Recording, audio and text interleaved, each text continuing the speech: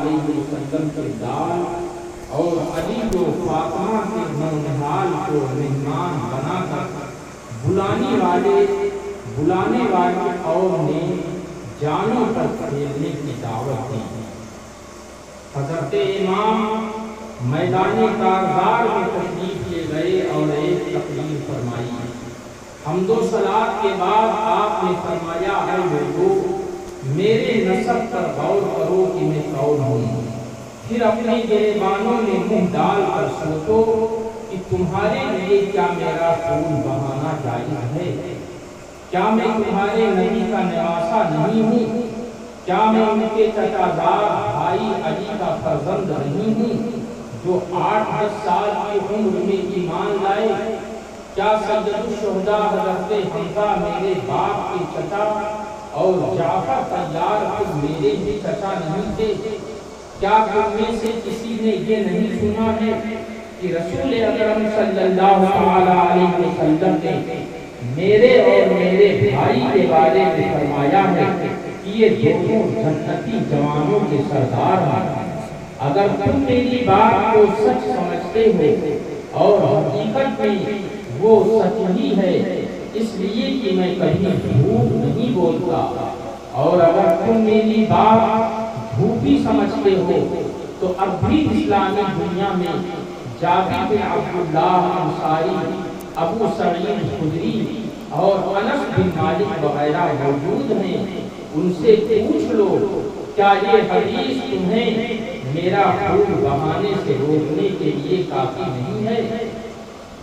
شمر بدبخت نے آپ کی تقریر میں مداخلت کرتے ہوئے اس پر تنظیم کی تو حبیب بن مطاہر نے اسے سخت جواب دیتے ہوئے کہا کہ اللہ تعالیٰ نے تیرے دل پر مہر لگا دی ہے، اس لیے تو نہیں سمجھ پا رہا ہے کہ حضرت امام عالی مقام کیا فرما رہے ہیں۔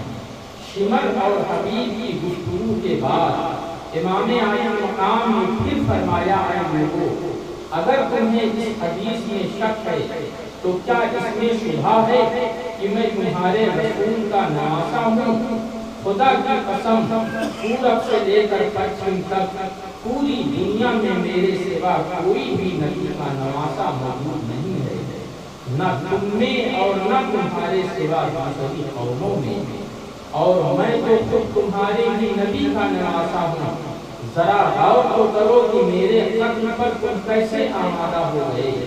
کیا میں نے کسی کو قتل کیا ہے، کسی کا مال ہلاک کیا ہے، یا کسی کو زخمی کیا ہے جس کا بدلہ تم مجھ سے چاہتے ہو؟ جب مخالفین کی طرف سے کوئی جواب نہیں ملا تو آپ نے پکار کر کہا، اے شعبۃ بن ربعی، اے حجاج بن ابجر، اور اے قیس بن اشعث، اے یزید بن حارث، کیا تم لوگوں نے خط لکھ کر مجھے بلایا نہیں تھا؟ انہوں نے کہا، ہم نے کوئی خط آپ کو نہیں لکھا تھا۔ آپ نے فرمایا، تم لوگوں نے لکھا تھا اور ضرور لکھا تھا۔ اچھا فرض کر لو تم نے نہیں لکھا تھا اور تم نہیں چاہتے تھے کہ میں ادھر آؤں، تو مجھے چھوڑ دو تاکہ میں کسی ایسی جگہ چلا جاؤں جہاں امن و امان کی زندگی بسر کر سکوں۔ قیس بن اشعث نے کہا، آپ اپنے قرابت دار یعنی ابن زیاد کے سامنے سر جھکا دیں، پھر آپ کے ساتھ کوئی ناپسندیدہ سلوک نہیں ہوگا۔ آپ نے فرمایا، تم ایسا کیوں نہیں کہو گے؟ تم محمد بن اشعث ہی کے بھائی تو ہو، کیا تمہارے لیے یہ کافی نہیں کہ مسلم بن عقیل کے خون کی ذمہ داری تم پر ہے؟ خدا کی قسم میں ذلت کے ساتھ تمہارے ہاتھ میں اپنا ہاتھ ہرگز نہیں دوں گا اور نہ غلاموں کی طرح اطاعت کا اقرار کروں گا۔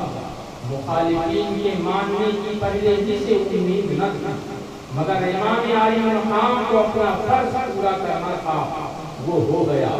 پھر آپ اونٹنی بٹھا کر اتر پڑے اور عقبہ بن سمعان کو حکم دیا کہ ان سے باندھ دیں۔ جب عمرو بن سعد جنگ شروع کرنے کے لیے آگے بڑھا تو خود بن یزید نے اس سے کہا، خدا تیرا بھلا کرے، کیا تو واقعی ان سے جنگ کرے گا؟ ابن سعد نے کہا ہاں خدا کی قسم اور ایسی جنگ کہ جس میں سروں کی بارش ہوگی اور ہاتھ قلم ہو کر زمین پر گریں گے۔ حر نے کہا ان کی پیش ہوئی باتوں میں سے کوئی بات بھی تم لوگوں کو منظور نہیں؟ اس نے کہا خدا کی قسم اگر مجھے اختیار ہوتا تو میں ضرور منظور کر لیتا، مگر کیا کروں تمہارا حاکم نہیں مانتا۔ حر یہ سن کر وہاں سے ہٹ گیا۔ نواسۂ رسول سے جنگ کے تصور نے اس کے بدن پر کپکپی تاری کر دی اور چہرے پر پریشانی کے آثار ظاہر ہوئے۔ تو مہاجر بن اوس اسی کے قبیلے کا ایک شخص کہنے لگا حر یہ تمہاری کیا حالت ہے؟ تم پر اس قدر خوف و ہراس کیوں غالب ہے؟ مجھ سے تو جب پوچھا جاتا کہ کوفہ میں سب سے زیادہ بہادر کون ہے تو میں تمہارے سوا کسی کا نام نہ لیتا، مگر اس وقت تمہاری عجیب حالت دیکھ رہا ہوں، آخر اس کی وجہ کیا ہے؟ حر نے کہا یہ نواسۂ رسول سے جنگ ہے، اپنی عاقبت سے لڑائی ہے۔ میں اس وقت جنت اور دوزخ کے درمیان کھڑا ہوں، مگر میں جنت کو کسی چیز کے بدلے نہیں چھوڑوں گا، چاہے میرا جسم ٹکڑے ٹکڑے کر کے آگ میں جلا دیا جائے۔ یہ کہتے ہوئے اس نے اپنے گھوڑے کو ایڑ لگائی اور امام عالی مقام کی خدمت میں پہنچ گیا۔ عرض کیا فرزند رسول میری جان آپ پر قربان، میں وہی گنہگار ہوں جس نے آپ کو واپس جانے سے روکا، راستے میں آپ کے ساتھ ساتھ رہا اور اس جگہ ٹھہرنے پر مجبور کیا۔ قسم ہے اس خدائے پاک کی جس کے سوا کوئی معبود برحق نہیں، میں یہ ہرگز نہیں سمجھتا تھا کہ آپ کی پیش ہوئی باتوں میں سے یہ کسی ایک کو بھی نہیں مانیں گے اور نوبت یہاں تک پہنچ جائے گی۔ واللہ اگر مجھے معلوم ہوتا کہ یہ لوگ آپ کی بات نہیں قبول کریں گے تو میں ہرگز ان کا ساتھ نہ دیتا۔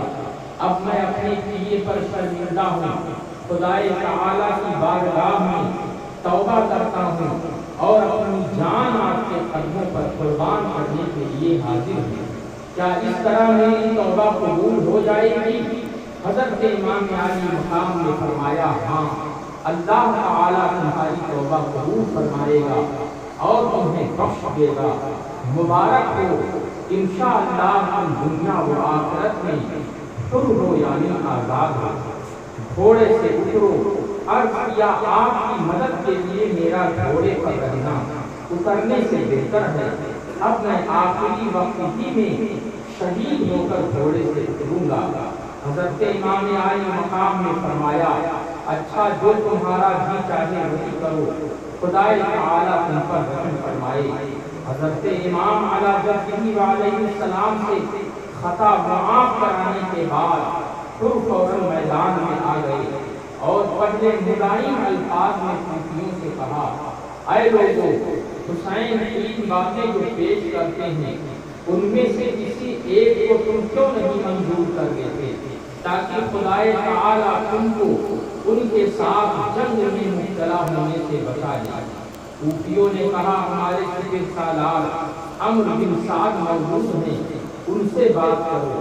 ابن سعد نے کہا اگر مجھے اختیار ہوتا تو میں ضرور منظور کر دیتا۔ یہ سن کر تم کو غصہ آ گیا اور کہا اے کوفہ والو، خدائے تعالیٰ تم کو غارت کرے کہ تم نے نواسۂ رسول کو بلایا اور جب وہ آ گئے تو تم نے انہیں دشمن کے حوالے کر دیا۔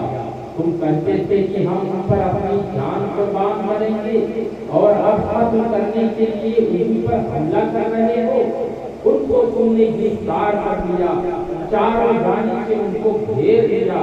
تم نے ان کو خدا کی لمبی چوڑی زمین میں جدھر امن کا راستہ پائیں ادھر جانے سے روک دیا اور اب وہ تمہارے ہاتھ میں قیدی کی طرح ہو گئے ہیں۔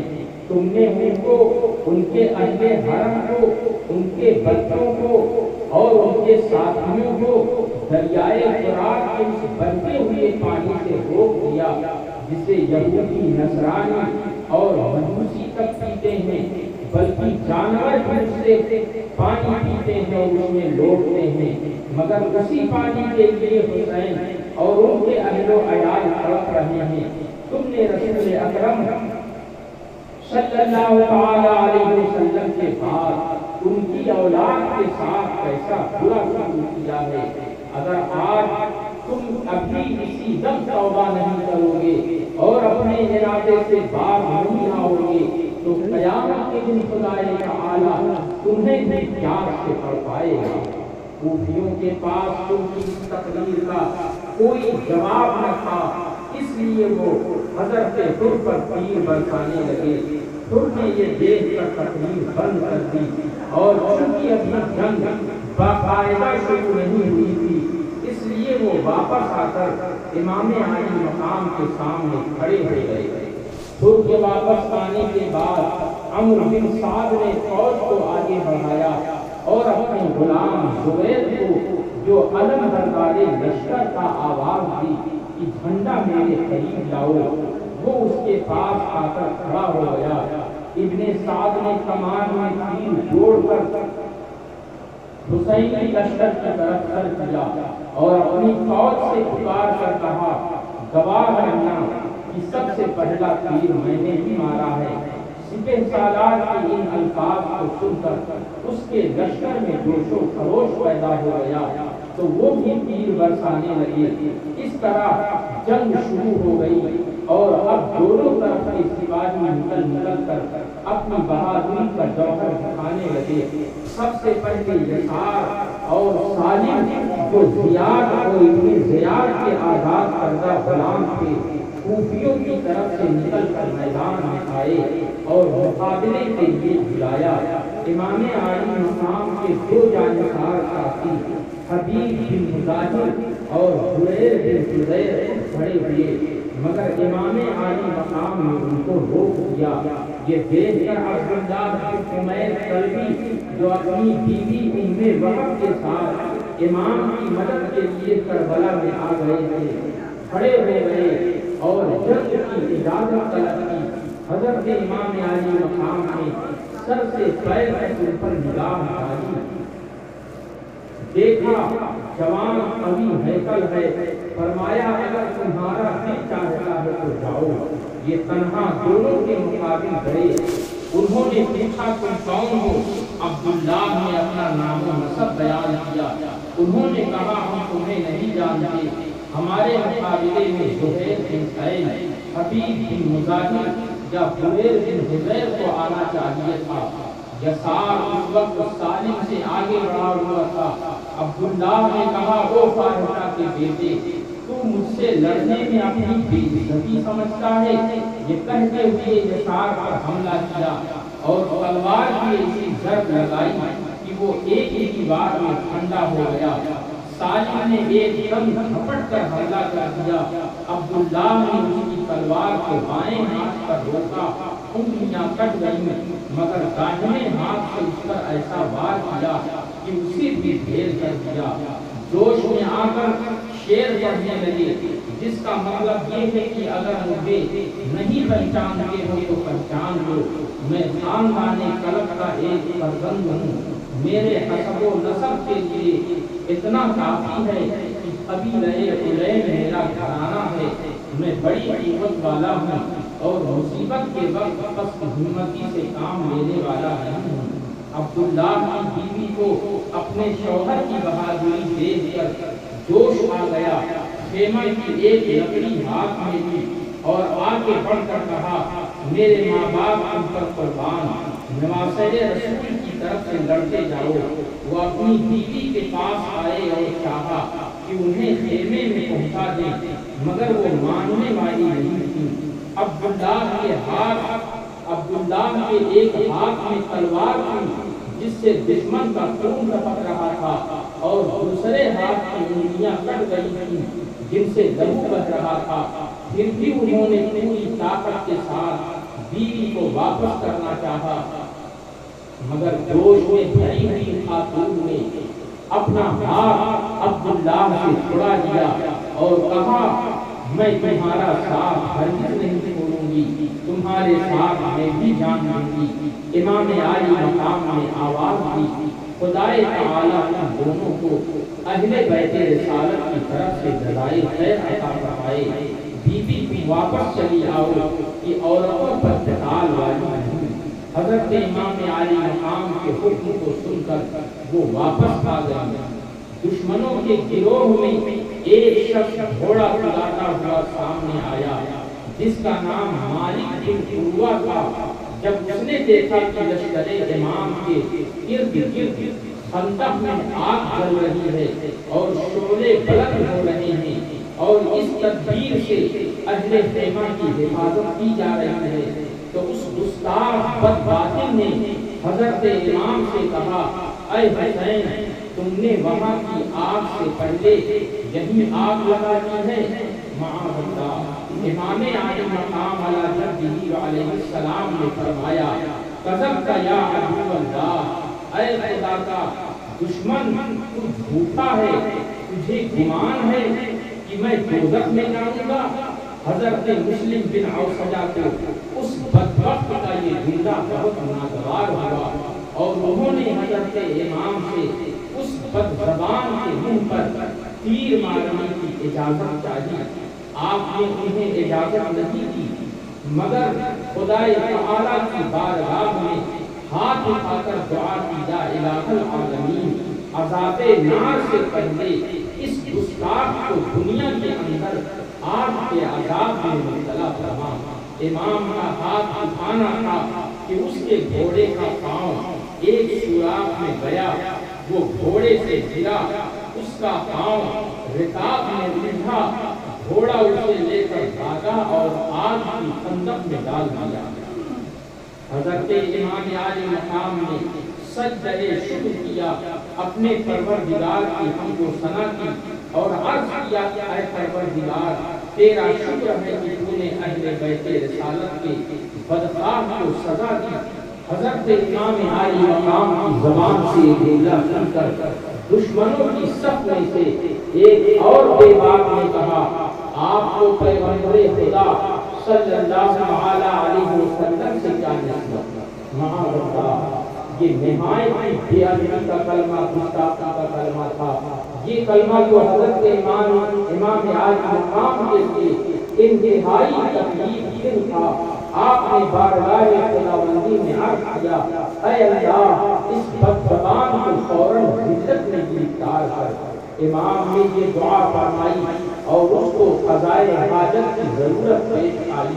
وہ گھوڑے سے اتر کر ایک طرف بھاگا اور کسی جگہ قضائے حاجت کے لیے برہنہ ہو کر بیٹھا۔ ایک سیاہ بچھو نے ڈنک مارا تو نجاست آلودہ تڑپتا پھرتا تھا۔ اس رسوائی کے ساتھ پورے لشکر کے سامنے اس ناپاک کی جان ملی، مگر سخت دلانے بے حیثیت کو غیرت نہ ہوئی۔ اور ایک شخص نے جس کا نام مجنون تھا، امام کے سامنے آ کر کہا، اے امام، دیکھو تو دریائے فرات کیسا موجے مار رہا ہے۔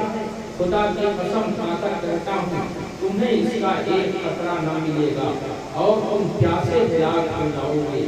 معاذ اللہ۔ حضرت امام عالی مقام نے اس کے حق میں فرمایا، اللہم امیتہ عطشانا، یا رب اس کو پیاسا مار۔ امام کا یہ فرمانا تھا کہ مزنی کا گھوڑا چمکا، مزنی گرا، گھوڑا بھاگا اور مزنی پکڑنے کے لیے اس کے پیچھے دوڑا، اور پیاس اس پر ایسی شدت کی غالب ہوئی کہ العطش العطش، پیاس پیاس پکارتا تھا، اور جب پانی اس کے منہ سے لگاتے تھے تو ایک قطرہ نہیں پی سکتا تھا، یہاں تک کہ اسی پیاس کی شدت میں مر گیا۔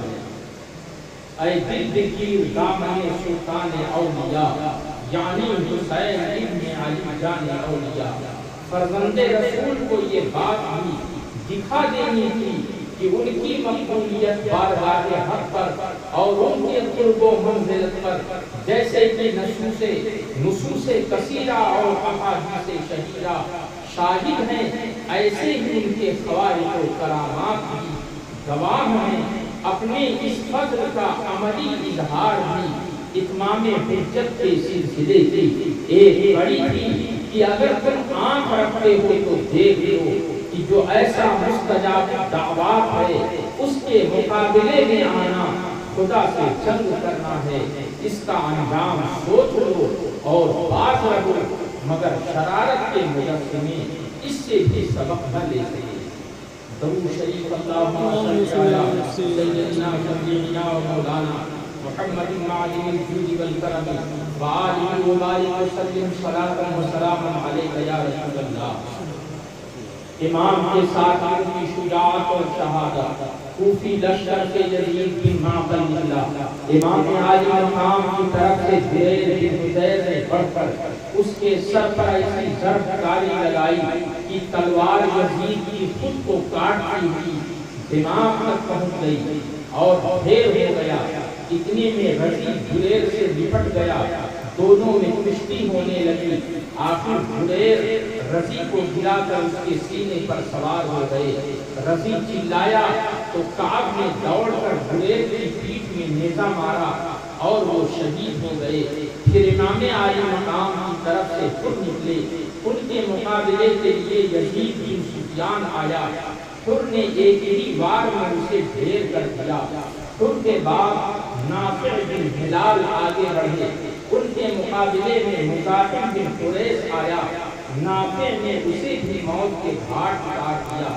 ابھی تک لڑائی اسی انداز میں ہو رہی تھی کہ دونوں طرف سے ایک ایک جوان میدان میں آتا، لیکن کوفیوں کی طرف سے جو بھی آتا وہ بچ کے نہ جاتا۔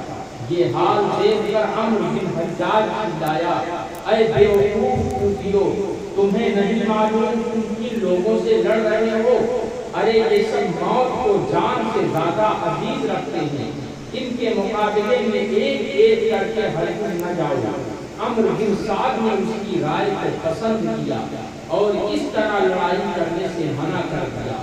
پھر عمرو بن حجاج نے فوج کے ایک دستے کے ساتھ امام عالی مقام کے میمنہ پر عام حملہ کر دیا۔ کچھ دیر تک جنگ ہوئی جس میں حضرت امام عالی مقام کے ایک جانسار ساتھی مسلم بن اوسجہ شہید ہو گئے۔ اس کے بعد شمر ایک بڑی جماعت کے ساتھ امام کے میسرہ پر حملہ آور ہوا اور اس حملے کے ساتھ ہی یزیدی لشکر چاروں طرف سے امام عالی مقام کے ساتھیوں پر ٹوٹ پڑا۔ بڑی زبردست جنگ ہوئی۔ امام کے ساتھ کل 32 سوار تھے، لیکن جدھر وہ رخ کرتے تھے کوفیوں کی صفوں کو درہم برہم کر دیتے تھے، یہاں تک کہ یزیدی لشکر میں بھگدڑ مچ گئی۔ ابن سعد نے فوراً 500 تیر اندازوں کو بھیجا، انہوں نے پہنچ کر حسینی لشکر پر تیروں کی بارش کر دی، جس سے تمام گھوڑے زخمی اور بیکار ہو گئے۔ لیکن امام عالی مقام کے جانسار ہمت نہیں ہارے، گھوڑوں سے اتر پڑے، بڑی بہادری و بے دلی کے ساتھ لڑتے رہے اور کوفیوں کے چھکے چھڑا دیے۔ ایوب بن مشرف کہتا تھا، خدا کی قسم حر بن یزید کے گھوڑے کو میں نے تیر مارا جو اس کی حلق میں اتر گیا، بس وہ گر پڑا اور اس کی پیٹھ پر سے حر اس طرح ٹوٹ پڑا جیسے شیر۔ پھر وہ تلوار کھینچ کر میدان میں آ گیا اور ایک شعر پڑھا جس کا مطلب یہ ہے کہ اگر تم نے میرے گھوڑے کو بیکار کر دیا تو کیا ہوا، میں حر شیر ببر سے زیادہ بہادر اور شہید ہوں۔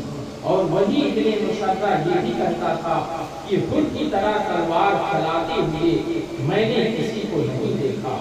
جب ظہر کا اول وقت ہو گیا تو امام عالی مقام نے کوفیوں سے فرمایا، کوفیوں سے کہو ہمیں نماز پڑھنے کی مہلت دیں۔ اس پر بدبخت حسین بن نمیر نے کہا، تمہاری نماز قبول نہ ہوگی معاذ اللہ۔ حبیب بن مظاہر نے جواب دیا، او گدھے، تو سمجھتا ہے کہ فرزند رسول صلی اللہ علیہ وسلم کی نماز قبول نہ ہوگی اور تیری قبول ہوگی؟ یہ سن کر ابن نمیر آگ بگولا ہو گیا، اس نے حبیب پر حملہ کر دیا۔ حبیب نے اپنے آپ کو بچا لیا اور جھپٹ کر اس کے گھوڑے کے منہ پر تلوار کا ایسا وار کیا کہ وہ آگے کے دونوں پاؤں اٹھا کر کھڑا ہو گیا اور ابن نمیر اس کی پیٹھ سے نیچے گر گیا، لیکن کفریوں نے دوڑ کر اسے بچا لیا۔ پھر بہت سے کفریوں نے حبیب کو گھیر لیا، وہ دیر تک ان سے بڑی بہادری کے ساتھ لڑتے رہے، لیکن تنہا ایک بڑی جماعت کا وہ کب تک مقابلہ کر سکتے تھے؟ جب تھک گئے تو ایک تمیمی نے آپ پر نیزے سے وار کیا، آپ گر گئے اور اپنی ہی رہے تھے کہ ابن نمیر نے آپ پر تلوار ماری، آپ پھر گر گئے اور تمیمی نے گھوڑے سے اتر کر آپ کا سر کاٹ دیا۔ حبیب کی شہادت سے امام عالی مقام کے دل پر بڑا زبردست اثر پڑا۔ فرمایا کہ میں نے اپنی اور اپنے ساتھیوں کی جان کو خدائے تعالیٰ کے حوالے کیا۔ حر نے جب امام کو بہت رنجیدہ دیکھا تو رجز پڑھتے ہوئے میدان میں نکلے، ساتھ میں زہیر بن قین نہیں رہے، دونوں نے بہت سخت لڑائی کی۔ ان میں سے ایک حملہ کرتا اور جب وہ دشمنوں میں گر جاتا تو دوسرا حملہ کر کے اسے بچا لیتا۔ اس طرح دیر تک یہ دونوں شمشیر زنی کرتے رہے۔ آخر میں بہت بڑی فوج نے پھر کو گھیر لیا اور وہ شہید کر دیے گئے۔ اب زہیر تنہا رہ گئے، لیکن دیر تک دشمنوں کا مقابلہ کیا، پھر تلوار چلاتے ہوئے وہ بھی شہید ہو گئے۔ انا للہ و انا الیہ راجعون۔ کربلا والوں نے روشن کر دیا اسلام کو، کربلا والوں نے روشن کر دیا اسلام کو، شمعیں گل ہوتی گئی اور روشنی بڑھتی گئی۔ اللہ تبارک و تعالی ہم سبوں کو محبان اہل بیت میں شامل فرمائے اور محبان اہل بیت کے گروہ میں قبول قیامت فرمائے۔ بڑے بڑے کرتے درود و سلام